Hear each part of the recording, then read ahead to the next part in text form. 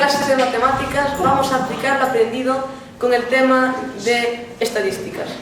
En este grupo de aquí van a utilizar la temperatura máxima. Este grupo de aquí va a utilizar las precipitaciones y este grupo de aquí va a utilizar las temperaturas mínimas. Lo que harán será una gráfica, la media y la desviación térmica.